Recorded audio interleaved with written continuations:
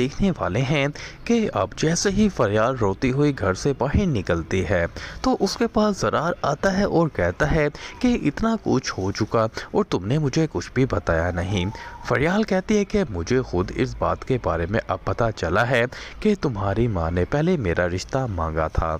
जिस पर ज़रार कहता है कि मुझे अफसोस है कि तुम्हारी इस ज़िंदगी की रद्दोबदल जिस पर ज़रार कहता है कि मुझे अफसोस है कि तुम्हारी इस ज़िंदगी में जो भी रद्दोबदल हो रही है इस सब का ज़िम्मेदार मैं हूँ, मगर मैं कोशिश करूँगा मैं सब कुछ ठीक कर दूँगा और वो बहुत जल्द तुम्हें भी पता चल जाएगा। मगर दोस्तों फरियाल इसके बाद अपने घर चली जाती है, जिसके बाद ज़रार खूब सोचने के बाद एक फ़ैसला करता है कि फरियाल अच्छी लड़की है और अगर मेरी माँ ने उसका रिश्ता मांगा था तो मुझे अपनी माँ से बात करनी होगी और मैं फरियाल से ही शादी करूँगा। इसलिए वो अपनी माँ के पास जाएगा और कहेगा मामा मैंने फरियाल से ही शादी करनी है, इसके अलावा मैं किसी और से शादी नहीं करूँगा। जिस पर सीरत बेगम कहती है कि तुम्हारा दिमाग तो ख़राब नहीं हो गया, उस बदकदार लड़की को मैं कभी भी अपने घर की बहू नहीं बनाऊंगी जो इस तरह से आवारा फिरती है और काम करती फिरती है, जबकि उसकी माँ के साथ मेरे पहले ही बहुत बहस हो चुकी है। वो तुम्हें अपने तरफ खींचने की कोशिशें करती है और ये बात मैं कभी भी नहीं चाहूँगी। जिसके बाद अब ज़रार अपनी माँ की एक नहीं सुनता और कहता है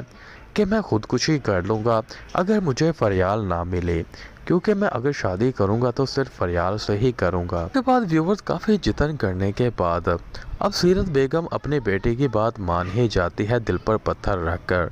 मगर दोस्तों जैसे ही सीरत बेगम ये बात अपनी बेटी को बताती है और कहती है कि तुम्हारा भाई अब शादी करना चाहता है, वो भी फरियाल से। ये बात सुनते ही सीनिया के दिल में तो जैसे आग ही लग जाती है और कहती है मामा आप इतनी आसानी से उस लड़की के लिए कैसे मान चुकी हैं, हमारा एक लौता भाई है, हम उस लड़की को कभी भी अपनी घर की बहू नहीं बना सकते हैं। मगर सीरत बेगम कहती है कि मुझे ये सब कुछ मजबूरी में करना पड़ा क्योंकि मैं अपने बेटे को खोना नहीं चाहती, मैं उसकी खुशी में ही खुश होना चाहती हूँ। जिस पर जीनिया कहती है कि अब जो कुछ होना था हो चुका है, अगर इनकी मंगनी हो रही है तो आप करवा दें, मगर इनकी मैं शादी तो नहीं होने दूंगी क्योंकि मैंने बहुत अच्छा कुछ सोचा हुआ है जिसकी वजह से फरियाल तबाह बर्बाद हो जाएगी। यहाँ तक कि जो वो नौकरी बड़ी शान शौकत से करती फिर रही है वो यहाँ से भी ज़िल्लत और रसवाई ही हासिल करने वाली है, क्योंकि व्यूवर जीनिया के ज़हन में तो अब यही चल रहा है कि वो अब अपने शोहर के ऑफिस को ज्वाइन कर लेगी और वहाँ पर फरियाल की ज़िंदगी को अजीरन इस तरह से बनाएगी कि वो वहाँ पर फरियाल के काम में कुछ रद्दोबदल कर देगी, जिसकी वजह से उसे ऑफिस में धक्के देकर निकाल दिया जाएगा